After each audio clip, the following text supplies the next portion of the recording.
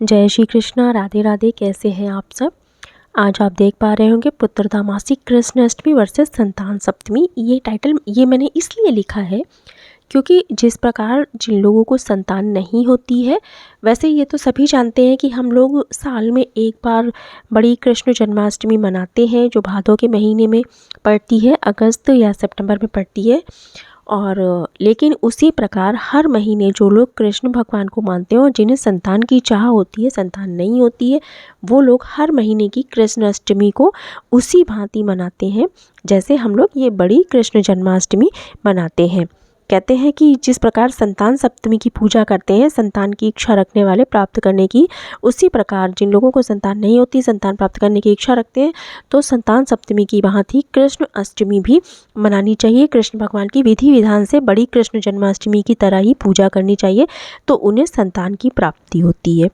तो ऐसा मैंने इसलिए ये लिखा है कि पुत्रदा मासिक कृष्ण अष्टमी वर्सेस संतान सप्तमी। दोस्तों, अगर आपने हमारे चैनल को सब्सक्राइब नहीं किया है, आपका सहयोग, आपका सब्सक्रिप्शन, आपका वीडियो देखना हमारे लिए बहुत महत्व रखता है, तो प्लीज़ सब्सक्राइब कर लीजिए, वीडियो को लाइक कर लीजिए और हाँ, वीडियो को पूरा देखिएगा, ठीक है। चलिए आगे बढ़ते हैं।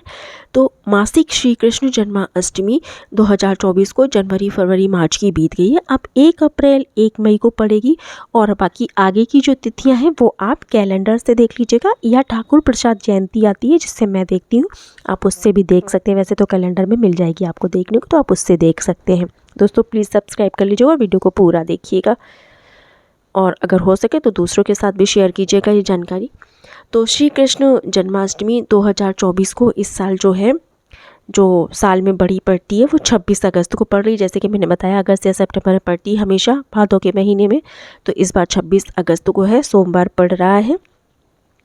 और जो मासिक श्री कृष्ण जन्माष्टमी है उसकी तिथि मैंने बताया कि आप लोग कैलेंडर से देख लीजिएगा। अभी तो 1 अप्रैल 1 मई को पड़ रही है। हर महीने कृष्ण पक्ष की जो अष्टमी तिथि होती है, उसी प्रकार जैसे वो मनाई जाती है बड़ी, उसी प्रकार मासिक जन्माष्टमी मनाई जाती है। ऐसी मान्यता है कि भगवान विष्णु के 9वें अवतार श्री कृष्ण का जन्म अष्टमी तिथि को हुआ था, और इसीलिए भक्त हर महीने की कृष्ण पक्ष की अष्टमी, कृष्ण पक्ष को पड़ती है, हर महीने की कृष्ण पक्ष की अष्टमी तिथि को मासिक जन्माष्टमी के रूप में मनाते हैं और भगवान श्री कृष्ण की पूजा अर्चना करते हैं। कहते हैं मासिक कृष्ण जन्माष्टमी का व्रत और पूजा करने से सभी पापों का नाश होता है, जीवन में जो भी मनोकामनाएं होती हो और विशेष रूप से संतान प्राप्ति की वो मनोकामना आपकी पूरी होती है। जिन लोगों को संतान प्राप्त करने में मुश्किलों का सामना करना पड़ता हो, तो वो इस दिन लड्डू गोपाल की पूजा विधि विधान से ज़रूर करें। वैसे जन्माष्टमी सबके घर में होती है, तो किस प्रकार जन्माष्टमी की पूजा होती है उसी प्रकार करनी चाहिए। तो ये विधि तो आप सभी को पता होगी, नहीं पता है तो आगे मैं जो है इसका भी वीडियो बनाऊंगी, तो उससे आप देख सकते हैं। तो उसी प्रकार लड्डू गोपाल की पूजा करनी चाहिए, तो उन्हें उत्तम संतान की प्राप्ति होती है।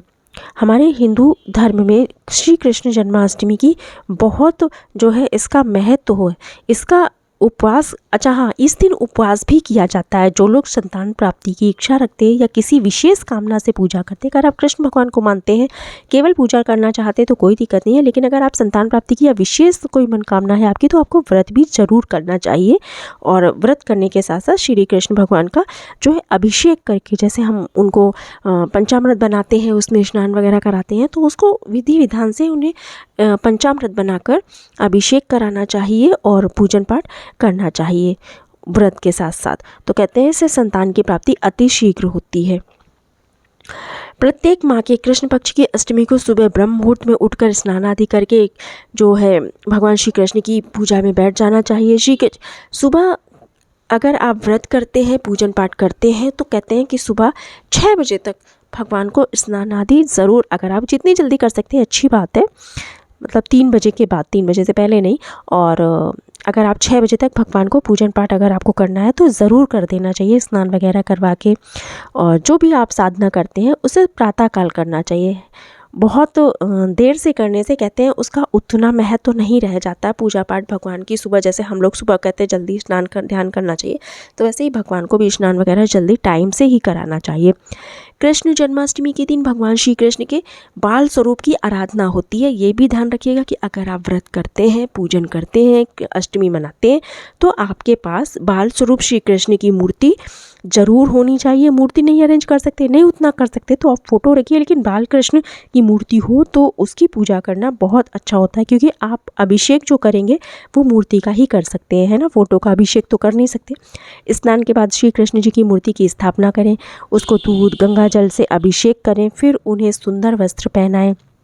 इसके बाद मोर मुकुट, बांसुरी, चंदन, वैजंती माला इत्यादि सारी चीज़ों से उनका श्रृंगार करें और बाल गोपाल की विधिवत पूजन करें। फूल, अक्षत, तुलसी दल इत्यादि जरूर चढ़ाना चाहिए। बिना तुलसी दल के उनका भोग नहीं लगता है ठाकुर जी का, यानी बाल गोपाल का।